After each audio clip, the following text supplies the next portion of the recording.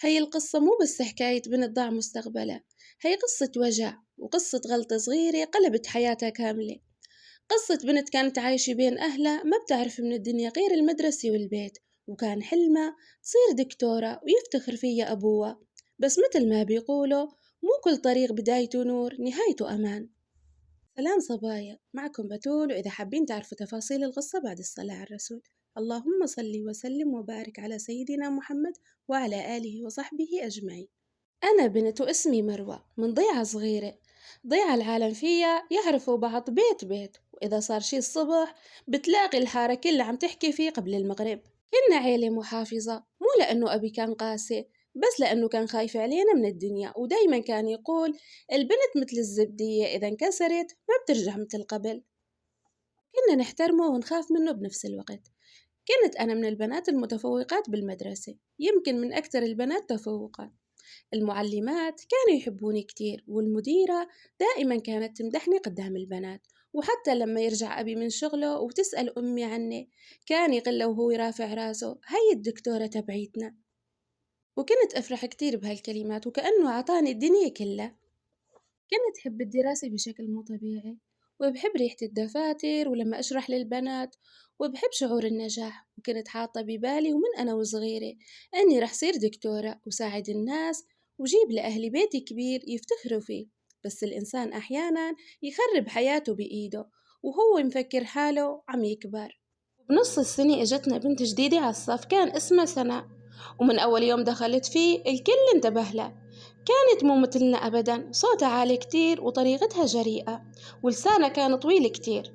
وإذا حدا ضايقها كانت تعمل مشكلة وتقلب المدرسة فوقاني تحتاني. مرة واحدة من المعلمات صرخت علي وقالت لها احترمي حالك يا بنت. ردت علي وهي عم تضحك، الاحترام مو بالعافية. كل الصف سكت وأنا من بيناتهم. والله وقت انصدمت منه، بس بنفس الوقت حسيت بشي غريب. حسيت إنه عنده جرأة مو موجودة عندي. صارت تقعد معي وتحكي لي عن حياتها، وكانت تقول إنه إما بتدخن وأخوه يسهر لبعد الفجر وما حدا كان يسأله وين كنت.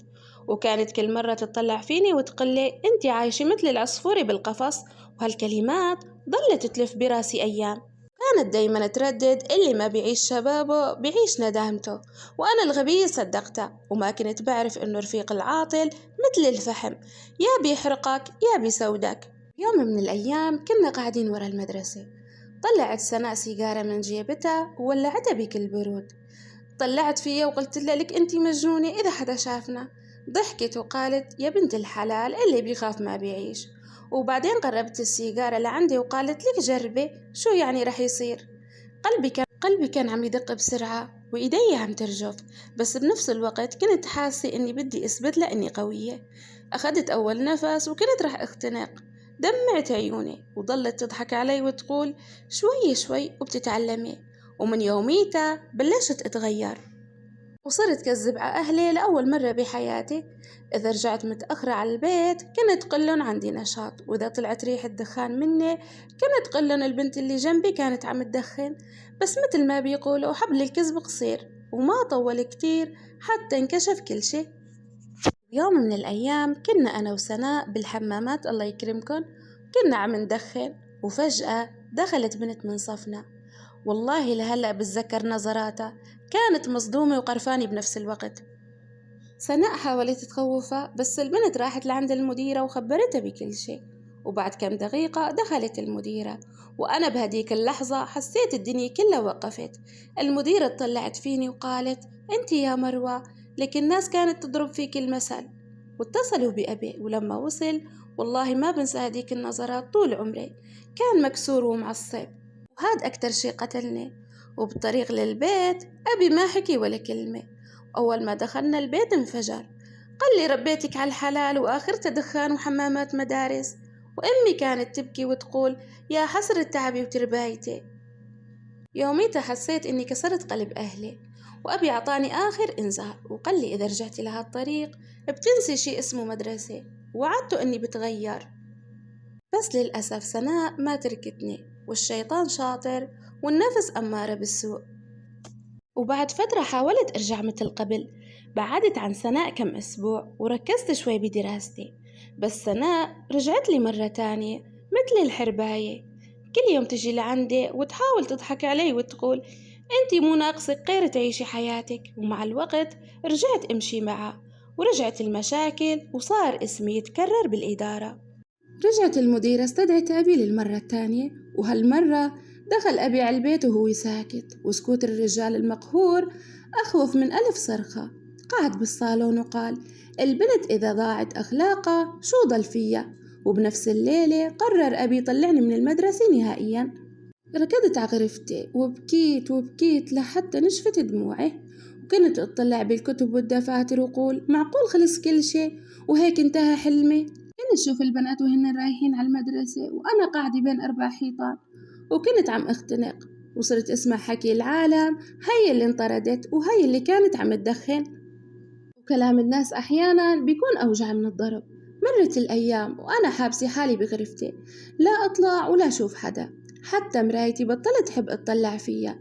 وكانت أمي كل يوم تدخل لعندي وتحاول تواسيني، وكانت تغلي الإنسان إذا وقع بقوم، بس أنا كنت حاسة إنه الحياة انتهت. وبعد شهر إجوا أخواتي من دبي زيارة، وكان معهم جماعة من معارفه لأبي. أهلي عزمون لعنا على البيت وأنا ما كنت مهتمة بالموضوع، بس واضح إنه شافوني وانتبهوا لي. وتاني يوم أمي دخلت لعندي وقالت في ناس طالبين إيدك. أنا وقتها كنت ضايعة ومكسورة وما كان عندي القوة إني قل لا. ولما شفت أحمد لأول مرة حسيت إنه هو كمان مو مقتنع فيني، كان ساكت أغلب الوقت وما يرفع عيونه بوشي، بس الأهل كانوا مستعجلين بكل شيء. وخلال شهر كنا لابسين المحابس ومجهزين للعرس، وكل ليلة كنت أبكي لحالي وقول مو هاي الحياة اللي بدي إياها. ويوم العرس لبست الفستان الأبيض، ولما وصلنا لبيتنا قعد أحمد جنبي وقال والله أنا ما كان بدي أتزوج بس أهلي غصبوني. طلعت فيه وقلت له وأنا كمان، والله إنه بهديك اللحظة حسيت إنه نحن اتنين ضحايا، ومن أول يوم بحياتنا كل واحد بغرفته وكل واحد عايش لحاله. إذا اجتمعنا بنصير نتخانق ونطلع قهرنا ببعض، لا حب ولا تفاهم ولا راحة، بس اتنيناتنا مجبورين نكون تحت سقف واحد. وبعد شهرين اتفقنا انه ننفصل، هو رجع لعند اهله وانا رجعت لعند اهلي، مطلقة ولساتني ما وصلت 20. وقتها حسيت انه الدنيا تسكرت بوشي. بعد الطلاق صرت اشتغل مع امي بالخياطة، بالبداية كنت اشتغل بس لحتى انسى، ومع الوقت اتعلمت وصاروا البنات يجوا لعنا يفصلوا ويتعلموا، وصار اسمي معروف بالشغل. بس رغم كل شيء كان بقلبي وجع، وكل ما كنت أشوف بنت بعمري رايحة على الجامعة أو مخطوبة وعايشة حياتها كنت أحس إنه أنا تأخرت عن الدنيا كلها.